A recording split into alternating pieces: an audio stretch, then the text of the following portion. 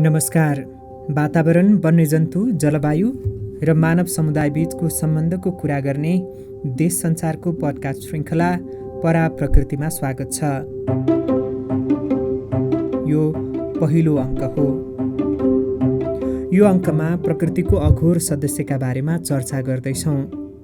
धेरैले घृणा गरेका हुन सक्छन् वा प्रकृतिको यो महत्त्वपूर्ण सदस्य बदनाम र आलोचित पनि छ। तर यो अघोर पक्षी गिद्ध हाम्रो वातावरण सफा गर्ने कुचिकार वा सफाईकर्मी हो। सुरुमा केही महिना अघिको एउटा घटनाको कुरा गरौँ। तीव्र गतिमा घटेको सङ्ख्यामा निकै मन्द गतिमा सुधार हुने सङ्केत देखिएको थियो। लाखौँको सङ्ख्याबाट केही हजारमा सीमित भएका गिद्धको संरक्षणका लागि भइरहेका प्रयासले आश जगाएका थिए। तर गएको वैशाख 8 गते गम्भीर धक्का लाग्यो नेपालमा सिकारी प्रजातिका चरा गिद्धको संरक्षण अभियानमा। नवलप्रासी पश्चिमको रामग्राम नगरपालिका 4 जेतपुरमा एकैसाथ 67 गिद्ध मरे। अरू 2वटा 2 दिनपछि मृत भेटिए। कारण थियो विष प्रयोग गरेर मारिएका कुकुरको सिनो उनीहरूले खाएका थिए। सिकारी प्रजातिको पक्षी भए पनि गिद्धले आफै शिकार गर्दैन। मरेका जनावरको सिनो उसको आहारा हो। यही हुनाले गिद्धलाई प्रकृतिको कुचिकार अर्थात् सफाईकर्मीका रूपमा पनि लिने गरिन्छ। तर अरूलाई नमार्ने, कालगतिले मरेका वा मारिएका जनावरको सिनो खाएर पेट भर्ने अनि प्रकृतिसँगै मानव जातिलाई गुण लगाउने गिद्ध भने निशानामा पर्ने गरेको छ, प्रत्यक्ष वा अप्रत्यक्ष रूपमा। गएको वैशाख 8 गते जेतपुरमा भएको घटना त्यसकै पछिल्लो उदाहरण हो। स्थानीय बासिन्दाले सडकमा रहेका कुकुर विष प्रयोग गरेर मारे। त्यसलाई खुला स्थानमा फाले, सिनो गिद्धले आएर खाए। विष उनीहरूलाई पनि लाग्यो। सिनो रहेको वरपर नै मरे। घटनास्थलमा 6वटा कुकुरका कङ्काल तथा 2वटा मरेका कुकुर बोरामा भेटिएका थिए। सिनोमा प्रयोग भएको विषकै कारण गिद्ध मरेको पक्का हो। तर अहिलेसम्म ती कुकुरमा कुन प्रकारको विष प्रयोग भएको थियो वा गिद्ध मर्नुको यकिन कारण थाहा भएको छैन। मरेका गिद्धको नमुना खुमलटार स्थित राष्ट्रिय विधि विज्ञान प्रयोगशालामा ल्याएर परीक्षण गरिएको थियो। तर 4 समूहका कीटनाशक औषधि सम्बन्धी मात्रै परीक्षण गर्ने क्षमता रहेको प्रयोगशालाबाट यकिन कारण भने खुल्न सकेन। गिद्ध संरक्षण प्रयासमा हातेमालो गर्दै आएको राष्ट्रिय प्रकृति संरक्षण कोषका प्रवक्ता डाक्टर नरेश सुवेदीले भने परासी जेतपुरमा गिद्ध मर्नुको कारण सिनोमा प्रयोग भएको विष नै हो भन्नेमा कुनै दुविधा छैन। त्यहाँ घटना लगतै खटिनु भएका भेटेरिनरी डाक्टरहरूले पनि त्यही भन्नुभएको हो। तर राष्ट्रिय विधि विज्ञान प्रयोगशालाको क्षमताले भ्याउने वा यहाँ परीक्षण हुन सक्ने खालको सम्मको विष वा कीटनाशक गिद्धले खाएको सिनोमा भेटिएको छैन। प्राकृतिक वा रोगका कारण गिद्धहरू एकै ठाउँमा एकै समयमा नमर्ने यो क्षेत्रमा लामो समयदेखि काम गर्दै आएकाहरू बताउँछन्। कोषका प्रवक्ता डाक्टर सुवेदीले भने रोग भएको भए अरू चरामा पनि सर्ने थियो, अरू ठाउँमा पनि मर्ने थिए, विषकै कारण हो। तर यहाँको सीमित क्षमताले भ्याएन। थप स्पष्ट हुन विस्तृत अध्ययनको खाँचो छ। नमुना विदेश लगेर सुविधा सम्पन्न प्रयोगशालामा परीक्षण गर्नुपर्ने देखिन्छ। राष्ट्रिय निकुञ्ज तथा वन्यजन्तु संरक्षण विभाग एवं नेपाल पक्षी संरक्षण सङ्घ सहितको समन्वयमा परासी जेतपुरमा ठूलो सङ्ख्यामा एकै पटक गिद्ध मर्नुको यकिन कारण खोज्नका लागि प्रयास भएको हो। अनुसन्धानको नेतृत्व मुख्य तालुकदार निकायका रूपमा डिभिजन वन कार्यालय परासीले लिएको छ। डिभिजन वन कार्यालय परासीका अनुसन्धान अधिकृत जितेन्द्र सिंह खड्काका अनुसार गएको वैशाखमा भएको घटनाको कारण थाहा पाएर आउँदा दिनमा यस्ता दुर्घटना नहुन् भन्नका लागि आफूहरू प्रयासरत रहे पनि सीमित क्षमताका कारण अप्ठ्यारो भएको छ। उनले भने सरकारी तहमा विधि विज्ञान प्रयोगशालामा गरिएको परीक्षणले केही स्पष्ट हुन सकेन। तत्काल विदेश नमुना पठाउन सक्ने अवस्था पनि छैन र त्यसका लागि गर्नुपर्ने प्रक्रिया तथा अवरोधहरू छन्। तत्कालका लागि हामीले निजी क्षेत्रबाट परीक्षण गराउने प्रयास गरिरहेका छौँ। विधि विज्ञान प्रयोगशालाको परीक्षणले आफूहरूको अनुसन्धानलाई पूर्णता दिन सहयोग नगरेकाले काठमाडौँको थापाथलीमा रहेको इन्ट्रेपिड नेपाल र सेन्टर फर मोलिक्युलर डाइनामिक नेपाललाई थप परीक्षणका लागि पत्राचार गरिएको खड्काले बताएका छन्। डिभिजन वन कार्यालय परासीका अनुसन्धान अधिकृत खड्काले भने हामीले परीक्षणका लागि नमुनासहित पत्राचार गरेका छौँ, त्यहाँबाट रिपोर्ट आएको छैन।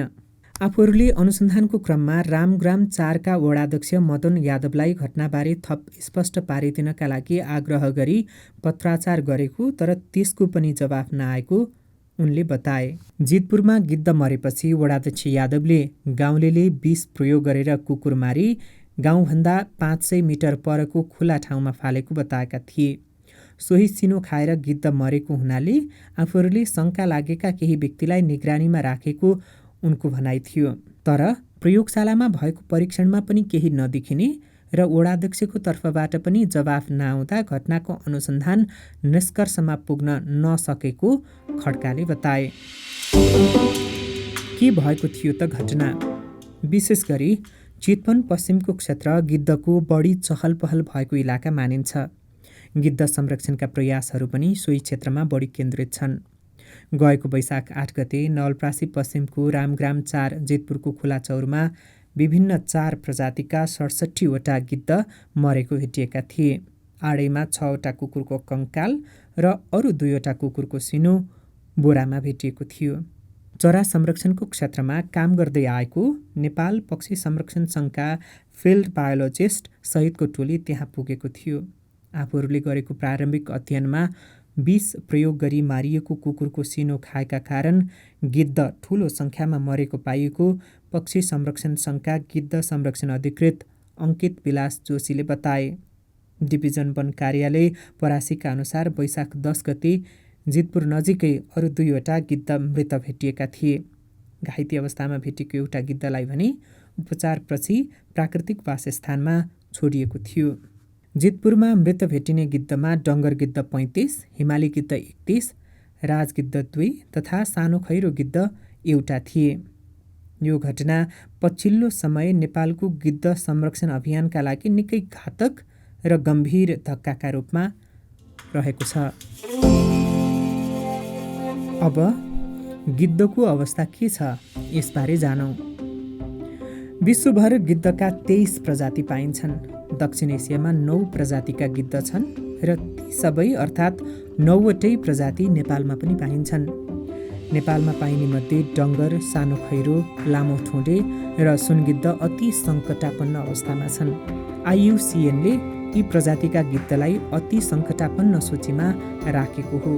अति सङ्कटापन्न भन्नुको अर्थ संरक्षणका लागि तत्काल प्रयास नगरेमा अबको 10 वर्षभित्र लोप हुने सम्भावना 50% बढी हुन्छ भन्ने हो। यस्तै सेतो गिद्ध सङ्कटापन्न सूचीमा छ भने हिमाली, राज र हार्डफोर गिद्ध सङ्कटको नजिक रहेका छन्। अर्थात् नेपालमा पाइने सबै 9 प्रजातिका गिद्धहरू सङ्कटकै अवस्थामा छन्।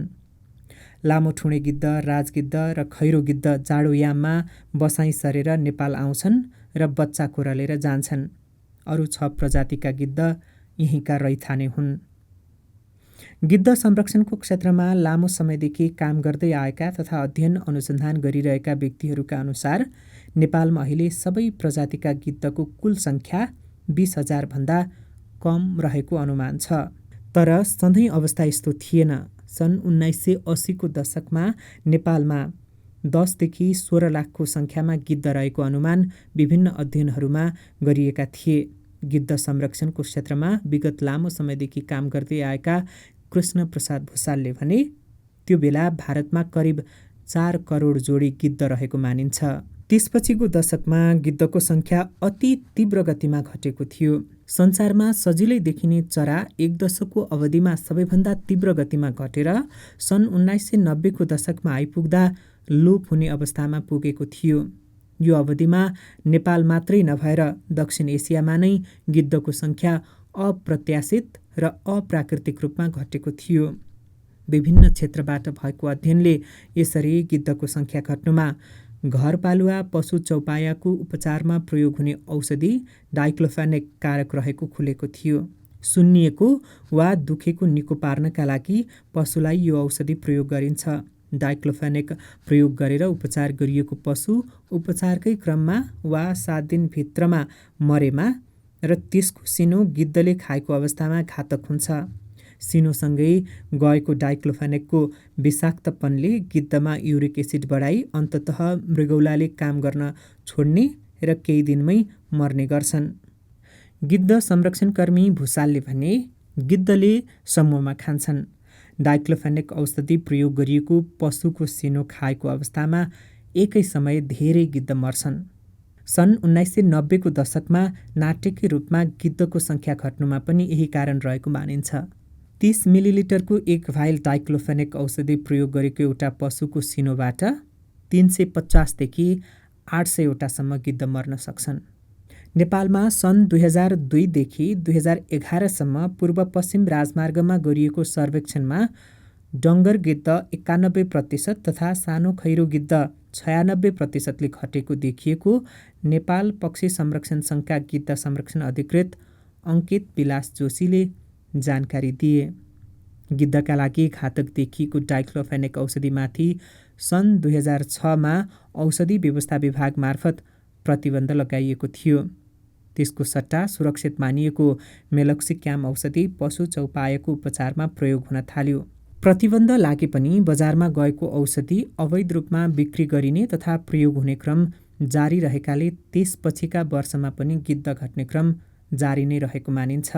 अहिले काठमाडौँ, ललितपुर र भक्तपुर बाहेक नेपालका 74 जिल्ला डाइक्लोफेनेक औषधि मुक्त जिल्ला भएका छन्। BCNका गिद्ध संरक्षण अधिकृत जोशीले भने उपत्यकाका 3 जिल्लामा पनि डाइक्लोफेनेक औषधि छैनन् भन्ने अनुमान छ। डाइक्लोफेनेक औषधिमा लगाइएको प्रतिबन्ध तथा संरक्षणमा विभिन्न क्षेत्रबाट भएको प्रयासका कारण सन् 2012 यता भने नेपालमा गिद्ध संरक्षणमा केही आशलाग्दो नतिजा देखिन थालेको अनुभव भएको बताउँछन् संरक्षणकर्मी भुसाल। सन् 2012 यता केही आशलाग्दा काम भएका छन्। संरक्षण प्रयासको प्रतिफल स्वरूप सङ्ख्या केही बढेको देखिएको थियो। तर गएको वैशाखमा परासीको जितपुरमा भएको घटनाले लामो समय लगाएर प्राप्त उपलब्धिमा गम्भीर धक्का दिएको छ। संरक्षण प्रयासमा स्थानीय नागरिकको सहभागिताले राम्रो नतिजा ल्याए पनि अझै धेरै बुझाउन र अप्रत्यक्ष रूपमा गिद्धलाई हानि गर्ने बानीहरूमा सुधारको खाँचो जितपुरको घटनाले औँल्याएको उनी बताउँछन्। पर्यावरणीय चक्र तथा खाद्य चक्रको सन्तुलन बनाइराख्न गिद्धको भूमिका रहँदै आएकाले यो कुरा बुझाउँदै संरक्षणमा सहकार्यको जोड यो क्षेत्रमा लागेकाहरूले दिने गरेका छन्। संरक्षणका लागि के भइरहेको छ, अब यसबारे चर्चा गरौँ। सानो असावधानीले ठूलो सङ्ख्यामा एकैचोटि मर्ने भए पनि गिद्ध हुर्किन भने निकै कठिन छ। अधिकांश प्रजातिका गिद्धले एक सिजनमा एउटा मात्रै फुल पार्ने गर्छन्।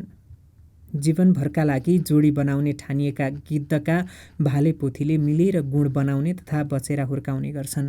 असोज महिनादेखि गुण बनाउन थाल्ने गिद्धलाई बचेरा हुर्काउन भने जेठसम्मको समय लाग्छ।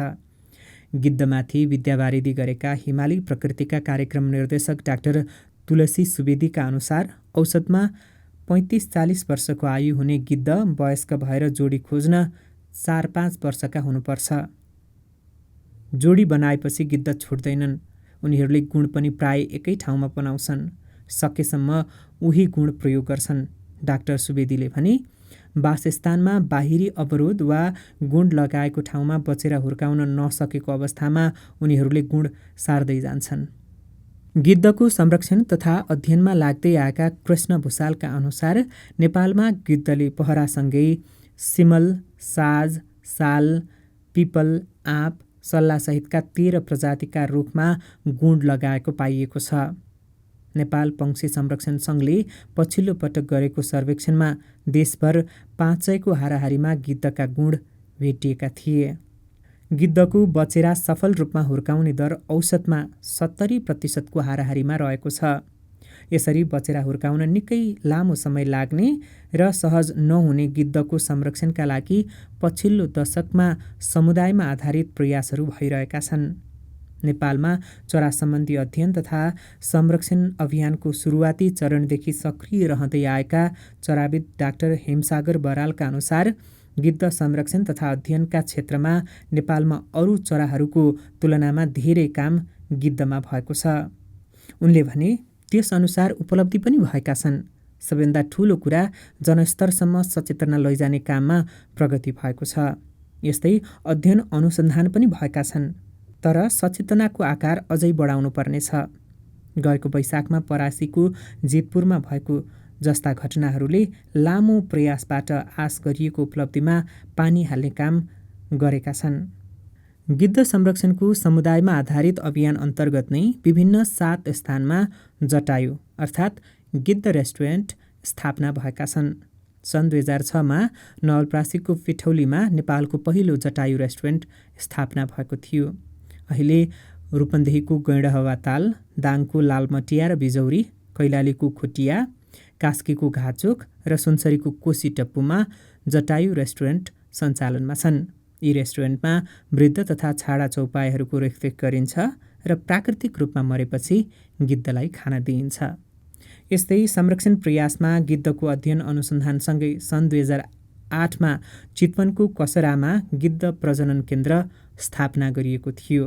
सो केन्द्रमा सन् 2009देखि प्राकृतिक रूपमा कोरलिएका बच्चा ल्याएर राखिएको थियो। सन् 2018मा सो केन्द्रबाट 32वटा डङ्गर गिद्ध प्राकृतिक वासस्थानमा छोडिएको छ। यसरी छाडिनेमा 15वटा केन्द्रमै प्रजनन भएका रहेको राष्ट्रिय प्रकृति संरक्षण कोष चितवनका प्रमुख डाक्टर बाबुराम लामिछानेले जानकारी दिएका छन्। उनले भने अहिले केन्द्रमा 30वटा गिद्ध छन्। यस्तै 9वटा गिद्ध पिठौलीमा छोड्ने तयारीमा छन्। प्रजनन केन्द्रमा गरिएको लगानी अनुसार प्रतिफल भने आएको छैन। सोही कारण त्यहाँ गरिने खर्च प्राकृतिक रूपमा भइरहेका अरू सफल संरक्षण प्रयासमा लगाउने सोच अनुसार सन् 2022को अन्त्य वा सन् 2023सम्ममा केन्द्र बन्द गर्ने तयारी रहेको छ। संरक्षणका यी सबै प्रयासहरू वन तथा वातावरण मन्त्रालय अन्तर्गत राष्ट्रिय निकुञ्ज तथा वन्यजन्तु संरक्षण विभागले तयार गरेको गिद्ध संरक्षण कार्ययोजना अनुसारका हुन्। 2वटा 5 वर्षे कार्ययोजना लागू भएका छन्। अहिले नयाँ कार्ययोजनाको तयारी भइरहेको छ। विभागका प्रवक्ता इकोलोजिस्ट हरिभद्र आचार्यले अहिले कार्ययोजनाको ड्राफ्ट तयार भएको र अबको 2 महिनाभित्र पूरा गर्ने लक्ष्य रहेको बताए। चुनौतीहरू के छन्? अब यसबारे चर्चा गरौँ। सानो सङ्ख्यामा विषादीयुक्त सिनोका कारण गिद्ध मरेका घटना यसअघि पनि थिए। तर गएको वैशाखमा जितपुरमा भएको घटनाले भने संरक्षण प्रयासमा अझै पनि गम्भीर चुनौती रहेको स्पष्ट पारेको छ। गिद्ध संरक्षणकर्मी भुसालले भने डाइक्लोफेनेक प्रतिबन्ध भए पनि गिद्धका लागि घातक मानिने एसिक्लोफेनेक, किटोप्रोफेन र निमोसलाइड सहितका औषधि भने प्रयोग भइरहेका छन्। यस्तै ठूलो रुखमा गुँड लगाउने हुँदा वन फडानी तथा विकासका नाममा गरिने विनाशले गिद्धका लागि उपयुक्त वातावरण विनाश हुँदै गएको अनुसन्धानकर्ताहरूले बताएका छन्। सिनो खाने भए पनि गिद्ध अति सफा मन पराउने चरा हो। सिनो खाएपछि पानीमा नुहाएर राम्रोसँग घाम तापेर उहानो भएपछि मात्रै गिद्ध आफ्नो वासस्थानतर्फ जान्छ। यसले गर्दा गिद्ध संरक्षणका लागि उपयुक्त किसिमको खुला चौर, पानीका स्रोत तथा बास बस्नका लागि रुखहरूको संरक्षण गर्नुपर्ने यो क्षेत्रमा लागेकाहरू बताउँछन्। गिद्धलाई आहारको भन्दा पनि अरू चुनौतीहरू बढी छन्। संरक्षणकर्मी भुसालले भने गिद्धको दृष्टि क्षमता मानिसको भन्दा 8 गुणा बढिरहेको मानिन्छ। उसले निकै टाढाको आहार पनि देख्छ। दिनमै 100 किलोमिटरभन्दा बढीको यात्रा गरेर आहार खोज्न सक्छ। तर यस्तो यात्राका क्रममा गिद्धहरू विद्युतका तारहरूमा ठोकिएर मर्ने गरेका छन्। देशभर नै हाइटेन्सन लाइन विस्तार तथा विद्युतीकरण गर्दा गिद्धसहितका ठूलो आकारका शिकारी चराको संरक्षणमा ध्यान नदिनु चिन्ताको विषय रहेको सबै विज्ञ, अनुसन्धानकर्ता तथा संरक्षणकर्मीले बताएका छन्। बिजुलीका तारमा ठोकिएर मर्नेमा भर्खरै माउ छाडेका वयस्क हुने क्रममा रहेका गिद्धहरू बढी हुन्छन्। गुँडबाट निस्किएपछि आफै सङ्घर्ष गरिरहेका गिद्धका लागि यो हाइटेन्सन प्रसारण लाइन निकै खतरनाक हुने गरेको छ। यस्तै मध्य पहाडी क्षेत्रमा मानव वन्यजन्तु द्वन्द्वको चेपुवामा गिद्ध आउने गरेका छन्। चितुवा, स्यालसहितले मारेका घरपालुवा जनावरमा विष राखिदिने गर्नाले सो सिनो गिद्धले खाई मर्ने गरेका पनि छन्। भएका अध्ययन अनुसन्धानलाई स्थानीय स्तरमा लैजाने र संरक्षणमा स्थानीयको सक्रियता तथा स्थानीयदेखि राष्ट्रिय हुँदै अन्तर्राष्ट्रिय तहसम्म सहकार्यको विस्तार गर्नुपर्ने चराविद बरालले बताए। गिद्धको दृष्टि कडा हुन्छ। उसले आफ्नो आहारको जोहो गर्न सक्छ। हामीले उसको आहारमा प्रत्यक्ष वा अप्रत्यक्ष रूपमा विष मिलाएनौँ भने ऊ सुरक्षित रहन्छ। यस्तै बिजुलीका तारहरूको विस्तार गर्दा संरक्षण मैत्री बनाउनु आवश्यक छ, बरालले भने। गिद्धलाई प्रमुख चुनौती भनेको मानव जातिको लोभी, पापी र बेविचारी गिद्धे दृष्टि हो। परासी जितपुरको जस्तो घटना दोहोरिएन र विकासका काम संरक्षण मैत्री भएमा गिद्ध संरक्षणका धेरै अवरोध हट्छन्। परा प्रकृतिको यो अङ्क यति नै। यो अङ्क तयार पार्न प्राविधिक रूपमा सहयोग गर्ने प्रभात खनालसहित टङ्क ढकाल बिदा हुन्छौँ। अर्को अङ्कमा प्रकृतिको अर्को विषयमा कुराकानी गर्नेछौँ। नमस्कार।